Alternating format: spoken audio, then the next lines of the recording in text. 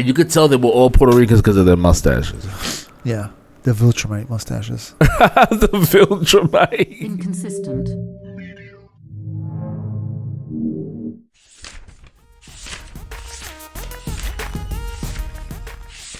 This next topic, I don't think most Puerto Ricans know about.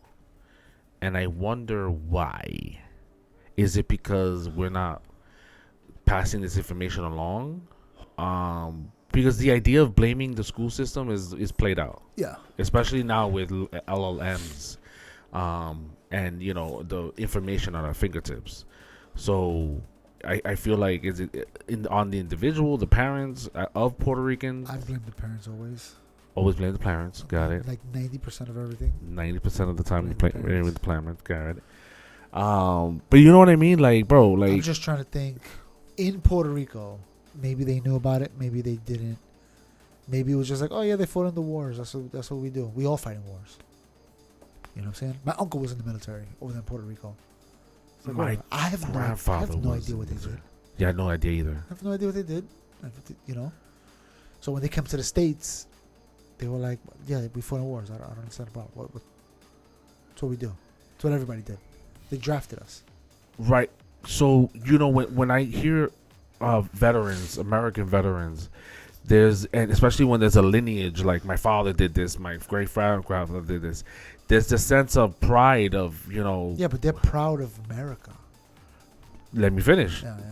So maybe that's the disconnect, that they're proud that they're America defending. Look, my great-grandfather, so I decided my father, and now I'm doing it. Whereas Puerto Ricans is like, nah, we got stuck in there. We stuck together, and we just finished it. But I didn't want my kids doing it, so I'm not going to tell them about this life. Yeah. They took us and forced us to do this thing. But we stood together as a group because we knew we're from the same place. Yeah, we're the same. So we fought for ourselves there. And we weren't fighting for America. We followed the orders, and we fought for ourselves. That makes a lot of sense as to why our generation, that the notion of us serving in the U.S. military isn't passed down or really explained or emphasized. Well, not to get racial, but white people join military for pride. People of color join military for money, right? Okay. And so when they're done with their service, they're like, I fought for my country and I did this for my country. Well, we're like, I got my benefits, I got a house, you know what I'm saying? I was able to pay for my education, you know? That's what most people that I talk to that went to the military, well, they start with, yeah, they pay for me to go to school, and I got a house, and I get a pension. Yeah. They never start with, I'm an American, I fought for my country. I mean, I'm not saying they don't exist, but I'm just saying most people that I know that go to the military is like that. I did it for the money. Yeah. That's what we do it for. Now. It's the way out. I mean, even when we were younger, that was one of the things. Hey, you don't got prospects? Join the military. I don't know if that could be said, though, during the early, 1900s. No, that's what I'm saying. For them, they got drafted. They don't have a choice. Right. It was the best life. Yeah. I mean, they didn't have a choice. They didn't have an option. Right. They were forced into it. You get drafted for World War I, World War II, Vietnam, you got drafted. Korean War, you got drafted. And these Borinqueneers were the only ones that were segregated based on race, right? No, they have other ones that were, a lot of black people got segregated by race. But that's the real minorities in America was blacks, Hispanics. That was it. That's it. So they segregated. They put. Remember, there was a whole freaking thing. Same thing with Borinqueneers. There was a whole regiment of just black soldiers. Black soldiers. Yeah. Civil War. It's obviously Civil War. Civil War. That Push them to the one. front. Go first. Yeah. Actually, that's what they did with the Borinqueneers. They put them first. Put them in the front. Clear, and we'll come behind you and we'll finish the job. Well, yeah. And they were known for that. Yeah. So we just heard one of the most significant battles was that they cleared. And that was area it. for the soldiers to come in and take over the town. That was the Korean War, right? The Korean War, yeah. They rolled up. They put their what is the knife called? The bayonet. The bayonet. They ran up a hill with their bayonets, like, where we are. And I remember reading. They ran up in there. A thing where they, even with, Puerto Ricans look a lot like different colors, different shades. Yeah. But we're Spanish, so we speak a certain way. So they knew right away when the soldiers speak to you, oh, you're one of them. Like, there's no question. You may kind of look like us, No, you're wearing the outfit. but you're not. You're one of them. You know what I'm saying? So they made fun of them because of that, because of the way they spoke. But You they know? gained respect after what they did. Yeah. So imagine them in the battlefield having to use the radio in English, but talk to each other in Spanish. What would that sound like? Roger, It's- 493 Tango. It sounds like when you're in the car service. Right. Condo. What he said? So how was your day? It's Roger Tango. Report. Repeat. And then you're yelling at your teammate, "Mira, dijo esto," and then you're telling him in Spanish, and then he's talking to the walkie-talkie in English for the rest of the day. Wild. You know, that's crazy to think that, like in an intense battle, you gotta switch. Right. And the dialects or the arrangement of words between Spanish and English is naturally dyslexic. Yeah. You know, Yeah. you start with the ending of what you're trying to say, and then the vowels and the adjectives, everything's just flipped upside down. So having to instantly change that information, it's not a surprise that that there was a battle where they failed miserably, and a lot of them were sentenced for dishonorable discharge. Yeah. Later on, they were relieved of that after investigating. And it's yet still undetermined whether or not it was they abandoned the orders or... No, what I read was this. And they were kind of what we just said. Was kind of like, Right. they send them in first. So they go in there first, and they're like, "You cannot send us in there like this. We're getting destroyed. So we have to back up to regroup." And they're like, "Oh, you abandoned your thing." They're like, "You're sending us there to die." Yeah, what I understood was it was a miscommunication. They sent them in there first, but the orders that they were receiving was conflicting, and they were getting murdered, so they retreated, Yeah. and because of that, they were reprimanded for that. Some of them faced, charges, discommendation, but later on, Congress got together and passed a bill and hooked these guys up, giving them like a prestigious Congressional Medal of Honor. And this happened in 2016. They started the bill in 2014, and Obama signed it off. Once it passed Congress, Obama signed it off in 2016, and then 2014, and then later on they came up with this is not the same thing. They came up with the medal, the Congressional Medal of Honor. So the Borinqueneers, obviously they're Puerto Ricans.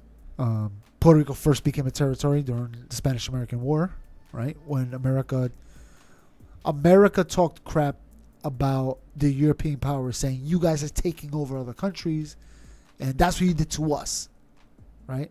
You came here, you're imposing your ideologies to us as a nation, and we don't want that, so we're going to fight back and become independent.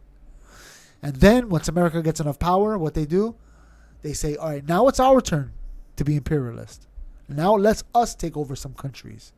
And they fought Spain and took over Puerto Rico, Philippines, Guam, and Samoa, the American Samoa Islands.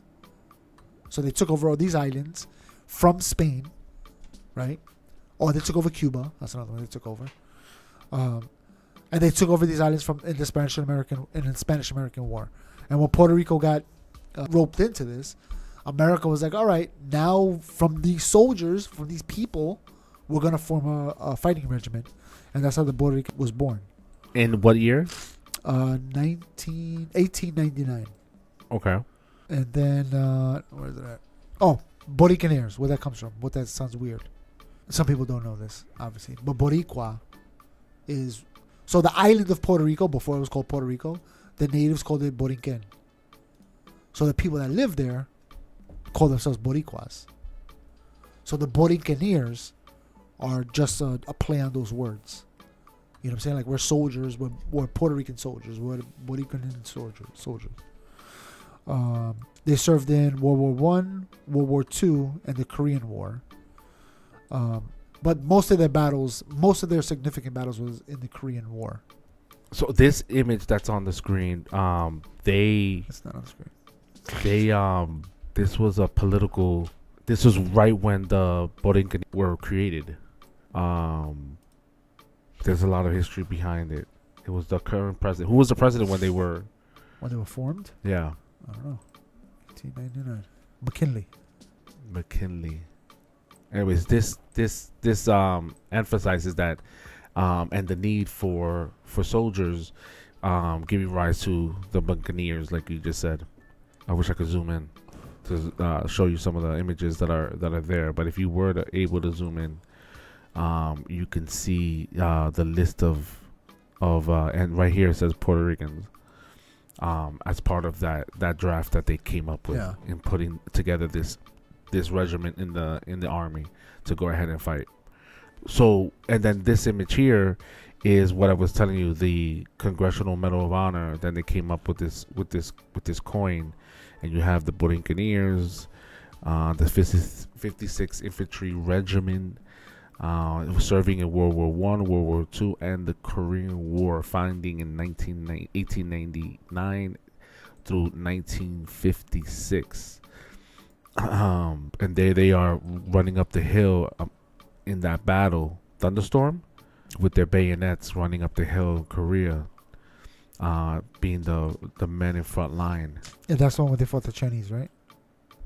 Yeah, later on the Chinese came through and they lost a lot of men because the Puerto Ricans weren't used to the cold. Yeah. And the cold, we're talking about like negative 30 degrees with wind chills. People were like losing their ears, their fingers. They're like, está muy frío para esto. Yo no estoy para esto. Este frío, ¿cuándo se acaba?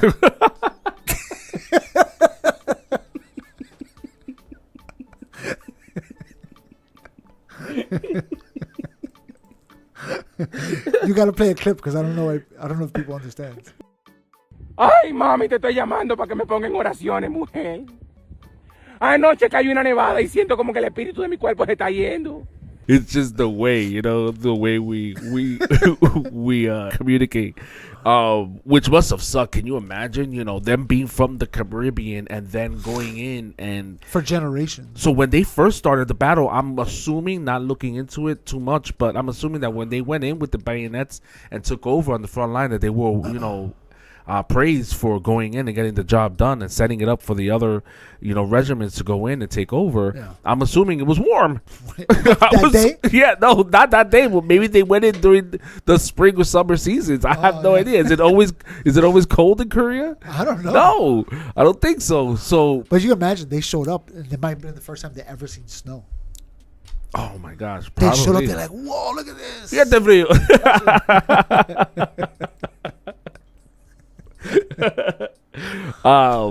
right, and then to go from that to butt cold, losing fingers, losing lives, engines wouldn't turn over, right? Getting a fire started to heat up your frozen ration food was probably difficult enough. There was a story of them getting overwhelmed, and there was one soldier that got shot and fought. He was throwing grenades and kept the other soldiers, the enemies, from advancing long enough that the reinforcements came and helped. That's wild. Yeah.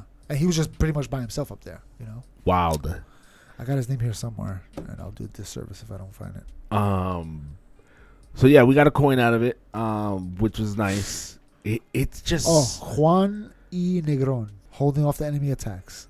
Holding off the enemy attacks. But it's one of those things where regardless of who you're fighting for, you're still fighting for your life. You know what I mean? So you're going to go in there, it's just you guys. You're all from different parts of Puerto Rico. Right. And they're like, all right, we got to fight for this country against that country. But at the end of the day, we need to protect ourselves. And it goes to that point where if it were just Puerto Rico and we're fighting for Puerto Ricans and the island, it would be something we would pass down to generation to generation. Yeah. But because we were fighting for another country that we didn't necessarily associate ourselves with, it's not something I want to tell my kids about. Especially because of the relationship between Puerto Rico and America from the beginning was a hostile takeover. Because there was a point in history where Spain told Puerto Rico, we're going to give you guys more autonomy to function on your own. Because Spain was struggling financially. And Puerto Rico was like, yo, we're dying over here. And Spain was like, we're going to let you guys function individual. And we're going to give you guys more and more autonomy. So you guys can kind of function on your own. And then America came in right before that happened and was like, ours. We'll take that. Literally. And then there was a group of, we should probably do another episode about this. But there was a group of people called the Macheteros that they would fight against Spain and then even fought against America with nothing but machetes, because they were like, we don't want to be taken over, we want independence. You know, that's a story that we should talk about, Puerto Rican independence, things like that. You know, And as far as that's concerned, once they stopped in 1956, there was another regiment that was just dedicated to mostly one particular race, right? yeah, they had a lot of that. Yeah, Because it was which president that said enough of this? I don't know, segregation. Yeah. George Washington. No. I don't know. No, it was a particular president that says that, and that's when they came pretty much to an end in 1956. Look it up. That president said, no longer can there be segregation in the U.S. military. And I forgot which president it is. I His think it name was is right- Eisenhower, There you go. a Republican. I said enough of this. Negroes die with us. Together. Which is crazy because you would think that there was an efficiency to keeping those Puerto Ricans together, right? There was a camaraderie. There was a relationship. Where it's I like, wonder if it's one of these things. I where got it's your just back like- for sure. Cause Yeah, you're yeah, Boricua, you heard? I wonder if it's that That they looked at them like they're fighting on their Excuse own. me. We need to integrate them with us so they can fight like we fight, for the reasons we fight for, not for the reasons that they fight for. So Oh. we need to integrate ourselves better. You're saying that was part of the reason to disband that Yeah, regiment. like yeah, technically they're their own group, but they're actually functioning like their own army, and we can't have that. Because in the beginning they were really like disrespected, right? They weren't allowed yeah. to be in the front lines in the beginning. Did you know that, right? Oh no. So in the beginning, they were served. They were drafted in. They were taken. Like, you guys are the 65th Regiment, or not even. You guys are, enlisted. We're drafting you guys. Not enlisted. We're drafting you guys. And what they did in the beginning, they first served as security and as trainers. They sent them to Africa, I think South Africa, Yeah. and they had them train the military recruits on how to fight. Can you imagine getting drafted? You don't have a choice, and then your job is to be security or to train the other individuals that are come in to fight in a war where you never fought in a war. You have no experience in. And then like teach them how to fight, Teach them how to fight, and they're like they're dumber than me. and I barely could understand them with their accent. Yeah, word right. We're both speaking a language we don't normally speak, and we gotta talk to each other. And I got to be your what is it, staff sergeant, your whatever that position. It's is like I called? went to when I went to the Dominican Republic, the people that work there obviously speak Spanish and English. Yeah. And then there was a Chinese couple that were talking to each other in Chinese, and they're both talking to each other in broken English. And I'm watching this go down, and I'm like, they still barely understand each other, but they're able to talk enough to communicate what they want. You know? That's hilarious. Yeah. Yeah, so the early history, shortly after the United States gained control of Puerto Rico following the Spanish-American War, it began as the Battalion of Puerto Rican Volunteers and was officially inaugurated in the U.S. military in 1908. In World War I, the regiment was primarily tasked with defending the home island and patrolling the critical Panama Canal zone. In 1950, they actually fired what is considered by some to be the first American shot of World War I against the German supply ship attempting to flee San Juan's Bay. So apparently the Puerto Ricans that were drafted were the first ones to shoot at the Germans. Oh yeah. Yeah, that's what this says. In World War I, this regiment was primarily tasked with defending the home island and patrolling the critical Panama Canal zone. In 1950, they actually fired what is considered by some to be the first American shot of World War I against the German supply ship attempting to flee the San Juan Bay. In World War II, reflecting the radical segregation and prejudice of the era, military leadership initially kept the regiment away from the front line, assigning them to security and training roles in North Africa. However, by 1944, they deployed to Europe, seeing action in France and Germany. They earned a Distinguished Service Cross and multiple Purple Hearts.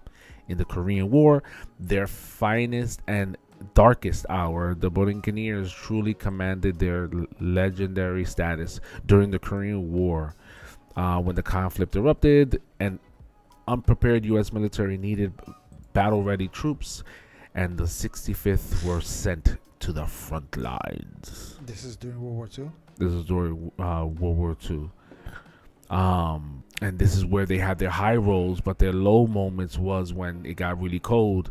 There was a battle that they went into, and it just got really bad with the communication, and a lot of them were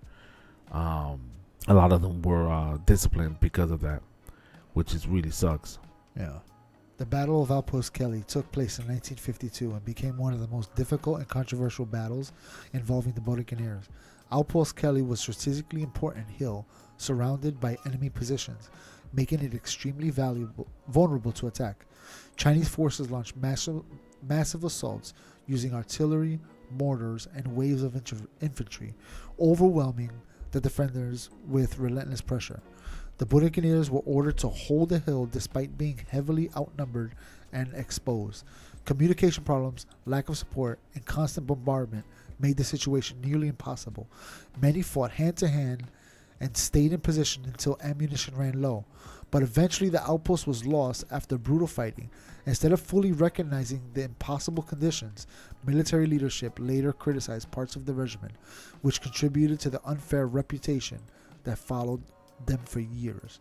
And this is what you were talking about when they got what's the word what's word you gave me? Yeah. They got what? Court-martial. There you go. Yeah. Jesus Christ. For refusing to for refusing orders, an official army investigation later vindicated the men, pointing to the language barriers, lack of training, and biased leadership. The army subsequently integrated the 65th Infantry with the Congressional troops in 1953. The legacy of honor. The motto of the 65th Regiment is honor of fidelis, honor and fidelity. The scale of their sacrifice is evident in the military decorations, which include the Medal of Honor, awarded to Master Sergeant Juan E. Negrón, like you mentioned, 9 Distinguished Service Crosses, 256 Silver Stars, 606 Bronze Stars, 2,700 Purple Hearts. The modern recognition for decades, the sacrifices of the Borinqueneers went largely unrecognized by the broader public. However, in recent years brought significant efforts to honor their memory. The Congressional Medal of Honor in 2014, President Barack Obama signed legislation awarding the Congressional Gold Medal, the highest civilian award bestowed by Congress, to the Borinqueneers, making them the first Hispanic unit to receive it. The National Borinqueneers Day, which is on April 13th in 2021, the U.S. Congress officially designated April 13th as the National Borinqueneers Day to permanently honor the regiment's service and contributions to American histories. Nice. And ask a Puerto Rican what day it is, they won't be able to tell you. No. And what? It just passed. Literally just passed. And the question is, should we be proud? We should. I mean, shoot. What we should do, we should definitely bring this kind of stuff to the forefront. So on days like this, like, what is it, April 13th? April 13th. We should at least post something on social media saying, hey, shout out. Shout out to the our Boricuas. ancestors for hooking it up and keeping it real. Yep. Maybe post one of these clips. Yeah, word. Yeah. That's what sucks. It sucks because we know that the camaraderie that they're talking about, because, you know, you stick to your own kind. You know what I mean? And even though it's a country that took us over and we were conquered, you know, it's still me and you. Like, we're brothers and sisters in this whatever in this conflict. So, you know, despite the fact that we're stuck in this situation, I'm not going to let you go down. Yeah. And I know you got my back. And I think that we as Puerto Ricans should have their back in like you said, in honoring and remembering them. And it sucks that we don't pass it along, because many of us are not proud to be American. We're proud Puerto Ricans. I don't know. I can't change the past, so why not honor it? Yeah, but I think what I was saying before is, or acknowledge it. I blame the parents for not thing. That's us now. We're the parents. Word. So now, you know, maybe we made a mistake in the past, but we can fix that now, and teach our kids and teach other people, and that's what this is right here. Us bringing it to the forefront, putting it out there. We're gonna put this episode on Memorial Day, to honor. Well, Veterans Day, is it? Memorial Day. It's gonna be Memorial Day.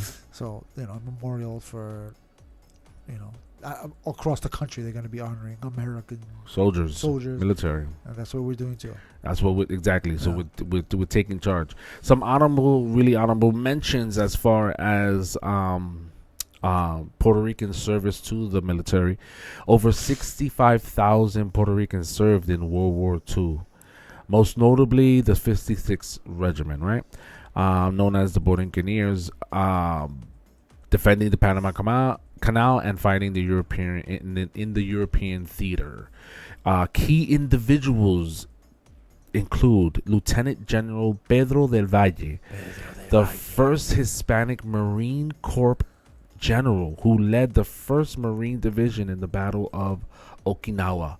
Captain Maria Rodriguez Denton, the first Puerto Rican woman to become an officer in the U.S. Navy. Established the Puerto Rican National Guard to help protect the land during the war. Just wanted to mention those two people. They came up in my little search.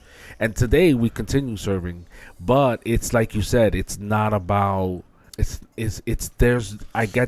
I agree with you that there's this less sense of pride of being an American and serving in America for America versus getting a job and finding a way out in this chaotic, system. If the Borinqueneers still existed today, when you joined the army, you would have requested, right? People would be like, put me there. I want to be part of that group. I want to be part of this legacy. I want to have the badge or whatever it is when I retire. So you're saying they should bring them back? Yeah. If you signed up, and you're Puerto Rican, but that's probably why they took it away. Well, that president, what was his name? Eisenhower was like, nah, we can't segregate people based on race. Because that picture with them with the flag in Korea, they were like, we're Americans. We can't have that. We can't have that. Yeah. Yeah, we can't have that. We can't have that. Then you're gonna rise up and try to be free. You're like infiltrating our army. We can't have that. You have to integrate you with the rest of us. But at the flip side of that, it's like you said, if I'm 18 years old and 21 years old, whatever the age is, 18, and I'm gonna go this path, and I had the option of joining this Puerto Rican group of people, like I'm in there. I'm from Puerto Rican there. Like I'll serve, but I get to serve with someone who's gonna be like, "Ta frío." Yeah, exactly. Like I'm gonna stick to what I know. I could carry this legacy. Yeah, but it's like you said, it'd be, we're Puerto Ricans that fought for America versus we're Americans that fought for America. Exactly. Yeah. That sucks. Well, listen, it's that time it's not just barbecuing. It's not just barbecuing, having a good time and a good weekend getaway. It's also remembering those people that made this all possible and that continue to make this all possible. Yeah. So shout out to those people out there doing the thing. And you guys listening, if you have family members that were in it, the Borinqueneers, leave us a comment. Let us know. Even better, put a picture up of them. Yeah. In their service. Tag us on Instagram or something. Yeah, word. They gotta be pictures, bro. They gotta be, yeah. There's gotta be pictures where it's like, you know what? Make it less about which country and the history and the details. Make it more about that individual and their efforts to do the thing, whether it was voluntary or not. Hashtag was trended, hopefully. If you got pictures or whatever, I'll put something on Instagram that day. I had I wonder if I could find it, but there was a picture of my father's father who he didn't meet, who died in the war. I can't even tell you which war, but I remember seeing the picture. So I'm gonna do a little research myself. Yeah. Guys, do the same. You already know what time it is. We out of here. Peace.